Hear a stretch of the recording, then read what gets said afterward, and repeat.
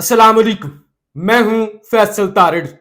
Supreme court के और पाकिस्तान के बहादुर तरीन जज जस्टिस अतर मनिल्ला, जिनको सही मानों में जज कहना चाहिए, जिन्होंने हर दौर के अंदर इंसाफ किया और बुनियादी हकूक के तहफ्फुज को यकीनी बनाया, फिर चाहे वो पीटीआई का दौर हो, चाहे वो मौजूदा हाइब्रिड रजीम हो।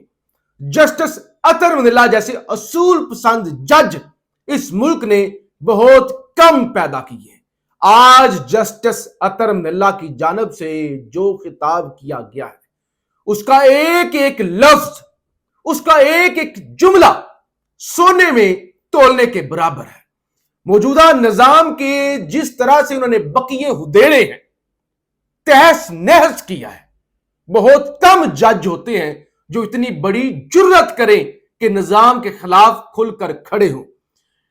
कराची बार एसोसिएशन से जस्टिस अतर मनिल्ला ने क्या खिताब किया है, एक एक लफ्ज बड़ा जरूरी है, आपने ध्यान से सुनना है। उससे पहले आपसे गुजारिश है, इस यूट्यूब चैनल को जरूर सब्सक्राइब करें, वीडियो को लाइक करें, शेयर करें और अपनी राय का इजहार जरूर किया करें। सबसे पहले पाकिस्तान का बहादुर तरीन जज, दलेर जज, हलफ से वफा करने वाला जज जस्टिस अतर मनिल्ला कहते हैं, हमने अल्लाह को हाजिर नाजिर जानकर हल्फ लिया है, कानून की पासदारी करेंगे। ये आईना दिखा रहे हैं, ये आईना दिखा रहे हैं सरफराज डोगर, आलिया नीलम, या खान, अमीनुद्दीन खान जैसे लोगों को। कहते हैं हमने अल्लाह को हाजिर नाजिर जान के हलफ लिया, किसी एस्टैब्लिशमेंट को हाजिर नाजिर नहीं जाना, कानून की पासदारी करेंगे। मैं लोगों को जवाबदेह हूं, बार को और सबसे बढ़कर अल्लाह ताला को जवाबदेह हूं। किस तरह अपने हलफ की खिलाफ जा सकते हैं? 77 साल से मुल्क में कानून की पासदारी नहीं है। अगर किसी को लगता है ना कि अभी से कानून की पासदारी खत्म हो गई है, अभी तो इंतहा हो गई है ना, उन्होंने कहा 77 साल से मुल्क के अंदर कानून नाम की कोई चीज ही नहीं है। अच्छा, जो कहता है हाइब्रिड निजाम है, क्या आजकल बड़ी आम टर्म है ना, हर कोई कहता है मुल्क के अंदर हाइब्रिड निजाम है। जो कहता है ना हाइब्रिड निजाम है, इसका मतलब है आमरीयत है, आमरीयत है, कानून आईन नहीं है। इसका मतलब वो तो इकरार कर रहे हैं कि मुल्क के अंदर हाइब्रिड निजाम का मतलब है मार्शल लॉ, आइन की बालादस्ती नहीं है। और जस्टिस अतर मनिल्ला ने आगे चलकर, यानी एक तो बड़े नारे लगे ना पुरजोश, लोगों ने शेम शेम, या खान शेम शेम, ये नारे लगाए। उन्होंने कहा आप गूगल कर लें, आप गूगल करके देख लें, वर्दी में जनरल जियाउल हक बीबीसी को इंटरव्यू दे रहे थे।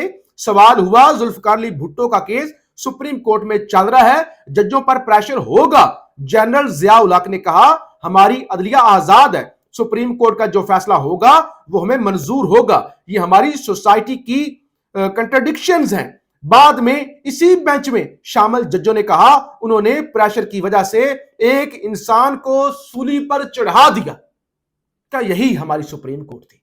बाद में जज कहते थे हाय हमसे गलती हो गई, हम पछता रहे हैं, हम पर दबाव था। अच्छा, हाज़रीन ने शेम शेम के नारे लगाए। 40 साल बाद सुप्रीम कोर्ट ने तस्लीम तो कर लिया, लेकिन सजा किसी को नहीं मिली। वो सिर्फ जुल्फकार अली भुट्टो नहीं था, उस वक्त सारी अवाम उसके साथ थी। बेसिकली वो बताना चाह रहे हैं जो भुट्टो के साथ हुआ था वो अब कैदी नंबर 804 के साथ हो रहा है। वो अकेला भुट्टो नहीं था बल्कि उसकी अवाम साथ थी, अकेला इमरान खान नहीं बल्कि अवाम की जो विल ऑफ द पीपल है उसको जो है वो पैरों के नीचे रोंदा जा रहा है। कहते हैं इस वक्त सारी अवाम उसके साथ थी। लड़ाई जो है इस अवाम की और इस अशराफिया की है।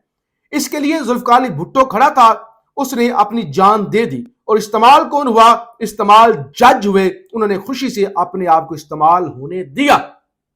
उन्होंने कहा एक तरफ था भुट्टो, दूसरी तरफ थे एस्टैब्लिशमेंट, और बीच में इस्तेमाल कौन हो गए? जज, जिन्होंने खुशी खुशी अपना ईमान बेच दिया। उन्होंने कहा हाई कोर्ट में रहते हुए, उन्होंने कहा अलमिया देखिए, उन्होंने कहा अलमिया देखिए, जब मैं हाई कोर्ट में था, हाई कोर्ट में रहते हुए कई फैसलों में मुझे लिखना पड़ा। कहते हैं मुझे लिखना पड़ा स्पेशली। हालांकि ये लिखने वाली बात नहीं है, जिस मुल्क के अंदर इंसाफ होता है, आइन होता है, वहां ये बातें लिखी नहीं जाती। कहते मुझे लिखना पड़ा कि इस मुल्क में आइन और कानून की हुक्मरानी नहीं है, यहां पर एलीट कैप्चर्ड है। 70 साल से आइन की बालादस्ती نہیں ہے. اور سنیے گا, یہ ایک جج کہہ رہا ہے, یہ تماچا ہے, تماچا بھی نہیں, کوئی اور مناسب لفظ ہوتا تو میں استعمال کر لیتا. کہتے ہیں پاکستان کے 77 سالہ عدالتی تاریخ میرے لیے قابل فخر نہیں ہے. ہائے ہائے, ایک جج کہہ رہا ہے کہ 77 سالہ عدالتی تاریخ میں جج, جو ہائی کورٹ کا جج رہا ہوں, ہائی کورٹ کا چیف جسٹس رہا ہوں 3 سال تک, جو سپریم کورٹ کا جج ہے, وہ یہ کہہ رہا ہے کہ یہ تاریخ جو ہے یہ میرے لیے قابل فخر نہیں ہے. اور کہتے ہیں پاکستان بنا تو ساتھ ہی پاکستان توڑنے کی بنیاد رکھ دی گئی. سول اور ملٹری بیوروکریسی نے مل کر اس آئین ساز اسمبلی کو تحلیل کیا. عسکر خان اپنی کتاب میں لکھتے ہیں 1962 میں ہی حکمرانوں نے کہنا شروع کر دیا تھا کہ یہ ہم پر بوجھ ہیں. جس منیر نے اپنی کتاب میں لکھا کہ مجھے ایوب خان نے ٹاسک دیا کہ انہیں سمجھاؤ اگر الگ ہونا چاہتے ہیں تو ہو جائیں. یعنی پاکستان توڑنے کا پہلے سے ہی کام شروع ہو گیا تھا. کہتے ہیں آج ملک میں آئین کی حکمرانی نہیں ہے, میں بطور جج اگر کچھ نہیں کر سکتا تو میں آئین اور اپنے حلف دونوں کی خلاف ورزی کر رہا ہوں.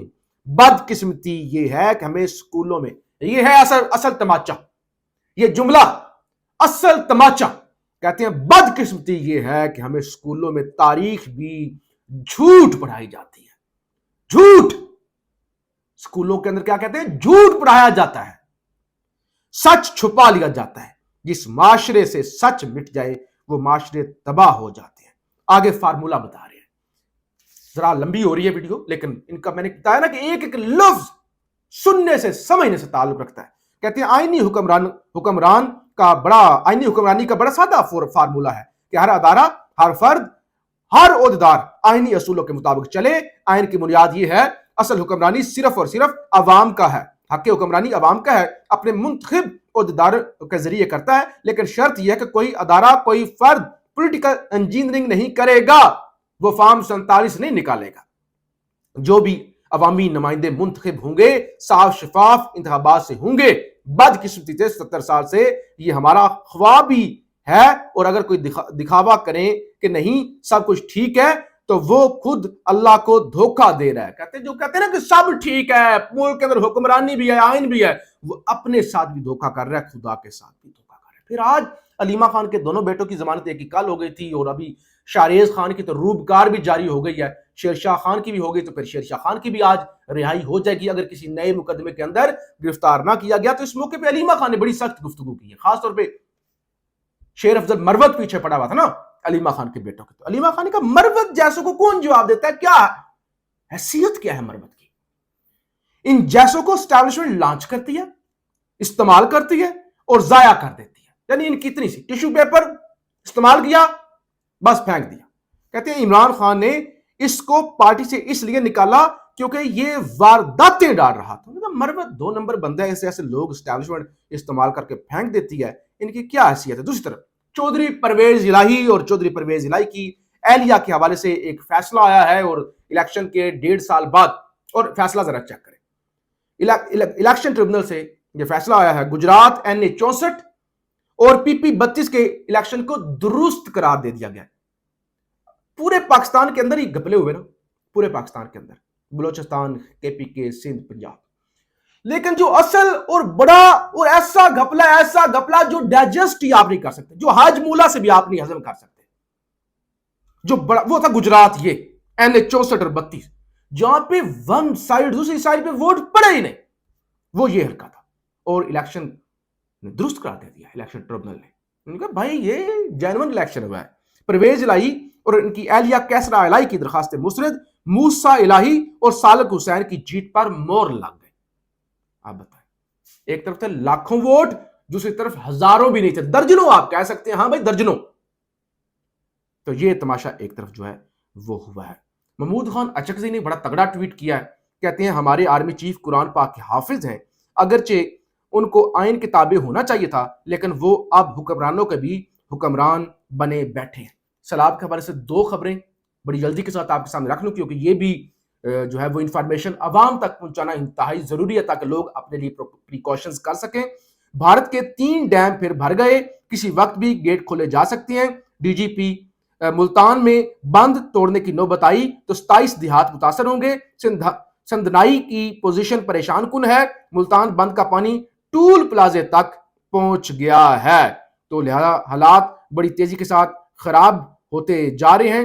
جعلی اکاؤنٹس کیس کے پر بھی سماعت آج ہائی کورٹ نے حکم دے دیا کہ تیزی کے ساتھ اس کو جو ہے وہ کنکلیوڈ کریں، اور لگتا یہ ہے کہ اس کے بعد زرداری کے گرد گھیرا تنگ ہونے جا رہا ہے۔ پھر ایک اور خبر، ملتان شیرشاہ کے قریب فلڈ بند ٹوٹ گیا، قریبی آبادیاں متاثر۔